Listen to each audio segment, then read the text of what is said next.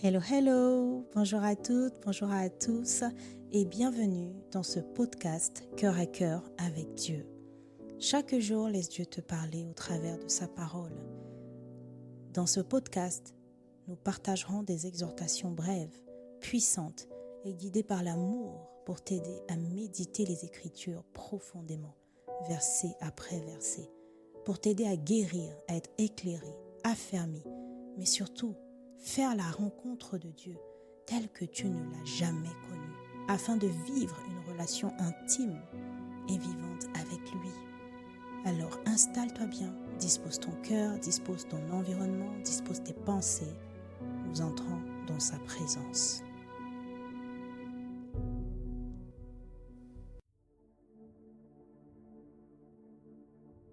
Hello bien-aimés, j'ai foi que vous allez bien par la grâce de Dieu. Nous nous retrouvons pour un nouveau message ce jour. Alors Saint-Esprit, s'il te plaît, viens parler à nos cœurs, viens transformer, viens arracher, viens enlever, viens montrer le chemin, s'il te plaît, viens révéler les choses cachées, viens restaurer, viens réparer. Aide-nous à comprendre, Saint-Esprit. Aide-nous à retenir et aide-nous à pratiquer la parole que nous allons entendre maintenant conformément à ta volonté. Aide-nous à être dans ta volonté, Père, que nos vies te glorifient et que Christ soit visible au travers de nous. Au nom de Jésus-Christ. Amen. Le message de ce jour s'intitule « Pour que la puissance de Dieu soit à l'œuvre ». Pour que la puissance de Dieu soit à l'œuvre. Nous allons lire la parole dans Exode 7, versets 12 à 15, en version Nouvelle Français courant. Le Seigneur dit à Moïse, ordonne à Aaron d'étendre son bâton et de frapper la poussière du sol, afin qu'elle se transforme en moustique dans toute l'Égypte. Moïse et Aaron obéirent. Aaron étendit le bras et de son bâton frappa la poussière du sol. Celle-ci se changea en moustiques qui couvrirent les êtres humains et les bêtes. Partout dans le pays, la poussière fut transformée en moustiques. Les magiciens égyptiens recoururent à leur pouvoir pour chasser les moustiques, mais ils ne réussirent pas. Les moustiques continuèrent de s'attaquer aux êtres humains et aux bêtes. Alors les magiciens dirent au Pharaon, c'est la puissance de Dieu qui est à l'œuvre. Pourtant, comme le Seigneur l'avait annoncé, le Pharaon entêté ne tint pas compte de la requête de Moïse et d'Aaron. Alors, dans ce passage, pour un rappel du contexte, nous sommes dans Exode et nous parlons de Dieu qui veut libérer son peuple. Moïse et Aaron ont été mandatés, Moïse en particulier. Ils ont déjà vu le Seigneur à l'œuvre. Dieu s'est déjà présenté à eux sous la forme du Tout-Puissant, mais également du Seigneur, de l'Éternel. Et Moïse a déjà eu à voir ce que le Seigneur peut faire au travers de certains prodiges lorsqu'il est allé parler au peuple d'Israël. Et Dieu s'est déjà présenté, Dieu s'est répété, Dieu a prévenu de ce qu'il allait faire. Dieu lui a parlé. Et petit à petit, la relation entre eux, on voit en fait en réalité en arrivant à Exode. Alors j'ai dit Exode 7, mais c'est Exode 8, pardon. C'est Exode 8 du verset 12 au verset 15. Et en fait, la relation est en train de se créer, de se tisser petit à petit. La confiance est en train de se tisser avec Moïse, entre Dieu et Moïse. Parce qu'au début, voilà, Moïse était beaucoup avec le jeu, il ne se pensait pas capable. Et puis, Dieu n'arrête pas de se répéter, de parler, de dire ce qui va arriver. Et nous arrivons à une étape où nous avons le troisième fléau. En réalité, les moustiques, certaines versions parlent aussi des poux. C'est le troisième fléau. Parce que dans le premier fléau, on a le Nil qui s'est transformé en sang, on a les grenouilles dans le deuxième fléau qui ont envahi l'Égypte. Et là, dans ce troisième fléau, on a quand même déjà un parcours avec, entre Moïse et le Seigneur. Et Moïse a déjà vu la puissance de Dieu. Et ce qui me marque lorsque je méditais cette parole, lorsque je lisais ce que l'Esprit me révélait, malgré qu'on ait déjà pu l'observer plusieurs fois dans le texte, dans les précédents versets, vous voyez, quand les magiciens dirent au Pharaon, c'est la puissance de Dieu qui est à l'œuvre, il n'y aurait pas pu avoir cette puissance, encore une fois, s'il n'y aurait pas eu deux hommes, s'il n'y aurait pas eu Moïse et Aaron. Mais ce n'est pas suffisant. Il n'y aurait pas pu avoir cette puissance de Dieu manifeste à l'œuvre si, au verset 13, comme il est écrit, Moïse et Aaron obéirent, s'il n'y avait pas eu d'obéissance. Et j'ai pris le temps d'expliquer le contexte précédemment parce que on voit une sorte d'évolution dans la relation entre Moïse et le Seigneur. Finalement, au début, Moïse ne croyait pas vraiment. Il doutait, il pensait qu'il était incapable. Et puis Dieu a dû se présenter plusieurs fois. Je suis le Seigneur, je. Et puis Moïse aussi au début était avec les je ne peux pas, je. Et puis là, premier fléau, il voit les grenouilles. Ah, Moïse commence à comprendre. Premier fléau, pardon, il voit le sang dans le Nil transformé en sang. Deuxième fléau, il voit les grenouilles. Et c'est lui-même, si on revient au tout début du chapitre 8, dans le verset 6, Moïse lui-même déclare, « Je ferai comme tu le demandes, afin que tu saches que personne n'est comparable au Seigneur notre Dieu. » C'est-à-dire que le Pharaon lui avait demandé, en réalité, de prier pour que Dieu les débarrasse des grenouilles.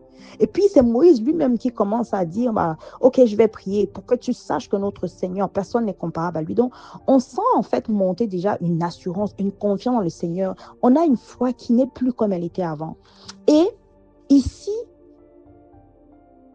le Pharaon, les magiciens disent, c'est la puissance de Dieu qui est à l'œuvre. Ils commencent aussi eux-mêmes à se rendre compte que la puissance de Dieu est à l'œuvre. Mais l'Esprit m'interpellait encore une fois ici. Cette situation n'aurait pas pu arriver si on n'avait pas eu les hommes, leur obéissance et leur totale soumission. Bien-aimés, le message de ce jour va être simplement, vous savez, quand on lit la parole, on doit toujours se poser des questions et faire le rapport, le lien entre la parole qu'on lit et notre vie actuelle et le monde actuel, le monde dans lequel on vit. Nous sommes souvent confrontés à des situations. Nous avons rencontré le Seigneur, nous avons donné notre vie à Christ tous et toutes pour des raisons différentes. Et nous voyons ici que la relation entre Moïse et le Seigneur a évolué à cause des œuvres que le Seigneur a manifestées, mais surtout à cause de ce que ces œuvres ont été suffisantes pour que Moïse puisse croire et faire confiance totalement, pour que Moïse et Aaron, du coup, se soumettent totalement. Est-ce que c'est le cas dans notre vie lorsque nous avons donné notre vie au Seigneur Jésus-Christ? Au début, nous n'avions pas connaissance de sa puissance. C'est comme un chemin qu'on parcourt ensemble, main dans la main avec quelqu'un. On apprend à se connaître, mais surtout, on est censé retenir des expériences qu'on vit avec la personne. Moïse a retenu des expériences qu'il a vécues avec le Seigneur, au point où c'est lui-même qui dit que tu vas voir Dieu, de sorte que tu saches que notre Seigneur n'est comparable à personne. Au début, il n'avait pas ce genre de discours. Mais à cause de ce qu'il a vu le Seigneur manifester, à cause de la relation et des échanges, des différents échanges qu'il avait avec le Seigneur, lorsque le Seigneur lui disait, mais je vais le faire, c'est moi qui vais sortir le peuple d'Égypte, etc. Moïse a écouté, il a cru et il n'a pas oublié.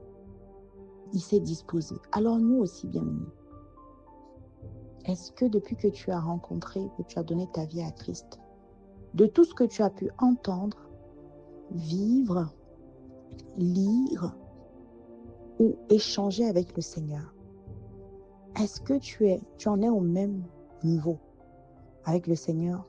Ou comme Moïse, il y a eu une évolution? Est-ce que comme Moïse, tu as pu écouter, tu as pu accepter, tu as pu décider de croire parce que tu n'avais pas d'autre choix, parce que tu l'as vu de tes propres yeux, parce que tu l'as vécu toi-même, parce que tu as entendu un témoignage véridique. Et est-ce que tu t'en es rappelé dans ta marche? Et est-ce que ton attitude vis-à-vis de Dieu, vis-à-vis des choses du monde, vis-à-vis de ce qui te demande finalement, est-ce que tu as fini par le croire au point où tu t'es soumis totalement comme Moïse? Ou alors, comme les Israélites, il te faut plus. Vous voyez, la puissance de Dieu ne peut pas se manifester si on n'a pas l'homme, c'est-à-dire nous, et si on n'a pas la soumission et l'obéissance. La soumission, ça vient d'une expérience, ça vient d'un parcours, ça vient d'une décision. D'autres ont besoin d'être motivés, d'autres non. Mais depuis combien de temps marches-tu avec le Seigneur dans ton cœur, mais que ta relation avec lui stagne au point où, peu importe ce qu'il t'a déjà fait, peu importe les situations dans lesquelles il est déjà sorti, peu importe les exaucements que tu as déjà eus, en réalité, ça ne te suffit pas. Parce que tant qu'il n'y a pas d'évolution, si cela ne te suffit pas, il y a des niveaux de puissance que tu ne pourras pas voir à l'œuvre du Seigneur, de la part du Seigneur. Tant que toi-même, tu ne te disposes pas, en t'appuyant sur ce passé, ces expériences, cet historique, ces témoignages, tant que toi-même, tu ne te disposes pas et que tu ne décides pas que le peu que tu as pu vivre avec le Seigneur est largement suffisant. Tant que tu ne te disposes donc pas et que tu te soumettes à lui et que tu décides de lui obéir. Il suffit de te rappeler ce que le Seigneur t'a déjà demandé de faire dans ta marche avec lui.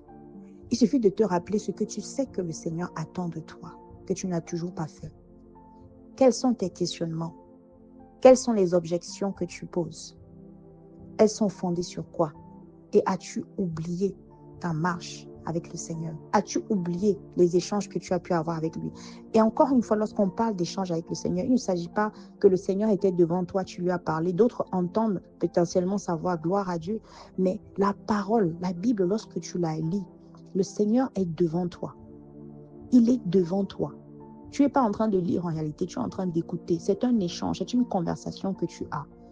Et chaque chose qui te marque, que ce soit dans la parole ou même encore dans les enseignements durant le culte quand tu vas à l'église, le Seigneur est en train de te parler d'une manière ou d'une autre. Tant qu'il y a la parole, tant qu'il y a une référence biblique, le Seigneur est en train de te parler. Et si cela te touche, c'est une conversation que tu viens d'avoir. Est-ce que donc tu l'oublies? Ou est-ce que ça vient impacter positivement ta relation avec le Seigneur? Est-ce que donc tu l'oublies? Ou est-ce que ça vient approfondir ta foi, ta soumission et ta capacité à obéir au Seigneur? Parce que, bien aimé, pour voir cette puissance à l'œuvre de notre Seigneur, il faut un homme, il faut de l'obéissance et il faut une totale soumission.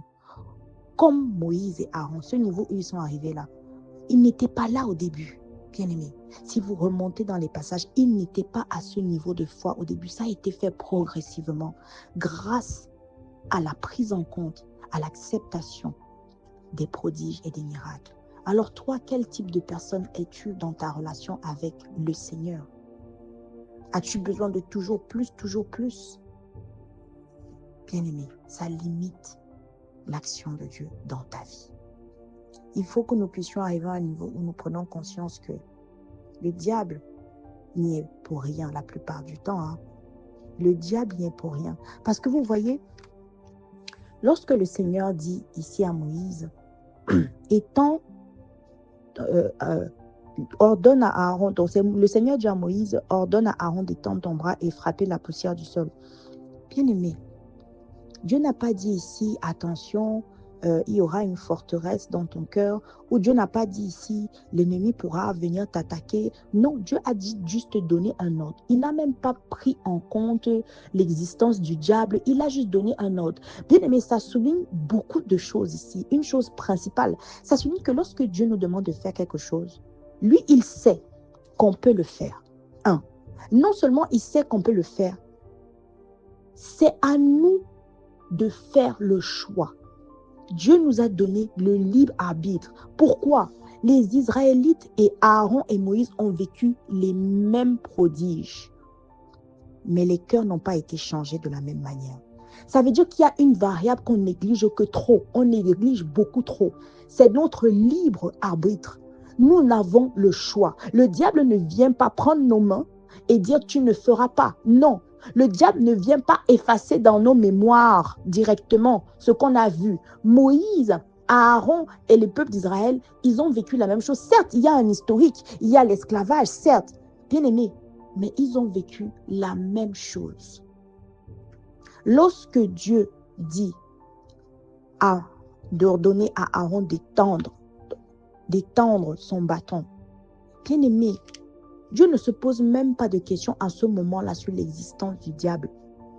Il donne juste un ordre et il s'attend à ce qu'on le fasse. En fait, ça sous-entend que pour lui, il n'y a aucun obstacle à ce qu'on puisse le faire si ce n'est notre choix. Si ce n'est notre choix. Et souvent, on veut déposer cette responsabilité sur le diable, en fait. Oui, il y a des cas où le diable aura semé tellement de choses en nous, où ça va nous limiter, bien aimé. Mais ça ne diminue en rien la puissance et l'existence des prodiges que Dieu fait, parce qu'il est toujours disposé à nous rassurer, à nous faire confiance, à nous expliquer, à nous prévenir, à nous convaincre par ses miracles et prodiges. Il est disposé à le faire. Dieu n'a rien contre ça. Mais est-ce que nous faisons notre part? Est-ce que nous avons conscience qu'on a vraiment notre part à jouer? Le diable est hors de l'équation. Le diable, il est hors de l'équation. On met la totale responsabilité sur le passé, sur les blessures de l'âme. Au-delà de tout ça, bien-aimé, il est temps que tu puisses prendre ta part de responsabilité. Tu as ton mot à dire et ton choix à faire dans cette obéissance et dans cette soumission totale. C'est une décision, c'est un choix. Et une fois qu'on manifeste cette disposition de cœur, alors là, bien-aimé, nous verrons et nous voyons la puissance de Dieu à l'œuvre. C'est important d'avoir conscience et d'accepter et de vivre permanemment avec la vérité comme quoi je décide de suivre, d'obéir ou pas. Personne ne m'attache concrètement. J'ai aussi un pouvoir de décision. C'est un véritable pouvoir que le Seigneur nous a donné. Le libre arbitre est un véritable pouvoir, mais on le met trop de côté pour jouer parfois aux victimes ou pour ne s'appuyer que sur les forteresses, pour ne s'appuyer que sur les attaques. Bien-aimé, c'est incomplet. Tu as un pouvoir que tu n'exerces pas, qui est encore trop mis de côté. C'est la conscience que tu décides. Et c'est important de pouvoir décider d'être soumis à Dieu et de lui obéir pour pouvoir voir sa puissance à l'œuvre. De sorte que nos ennemis puissent eux-mêmes dire « Ah, ça, c'est la puissance de Dieu qui est à l'œuvre. » Et vous voyez, bien-aimés, sans cette obéissance et cette soumission, en fait, l'ennemi en face n'aurait pas pu plier. L'ennemi en face n'aurait pas reconnu la puissance de Dieu. Encore une fois, ça veut dire qu'il y a des situations dans nos vies. Il faut toujours faire le parallèle avec notre vie. Il y a des situations dans nos vies où on a un ennemi qui nous oppresse. C'est à nous, en fait, grâce à notre obéissance, à notre soumission, c'est nous-mêmes qui allons lui faire reconnaître la puissance de notre Dieu. Mais si on se tait, si en même temps on n'obéit pas, on est là à subir, on est là à se plaindre, on est là à pleurer, supplier le Seigneur, alors qu'on n'a pas déjà fait notre part. Vous savez, bien aimé, il faut bien comprendre qu'il y a une différence entre ce que Dieu demande et ce que nous pouvons faire et ce que l'ennemi fait. C'est trois choses différentes. Chacun a, ça veut dire, c'est des compartiments séparés. Je dois faire ma part, Dieu fait sa part, et l'ennemi, lui, s'il veut, il attaque ou il fait comme il veut. Mais je dois avoir la conscience que j'ai une part à jouer dans cette histoire, dans cet exaucement, dans ce dénouement de situation. J'ai une part à jouer, c'est obligatoire. Dieu a besoin de toi. Sans ton bâton, sans ta main, sans ton corps, sans ton action, il ne peut pas agir. C'est clair ici. Donc souvent, le fait que l'ennemi lâche dans nos vies, même pas souvent, quasiment tout le temps, Parce que chacun a sa part à jouer, en fait. Dieu ne va jamais faire tout seul. Sauf les cas, bien sûr, où il te l'a dit. C'est possible. Sauf les cas, il va te le dire. Parce que c'est vrai qu'il y a la parole qui dit « Arrêtez-vous.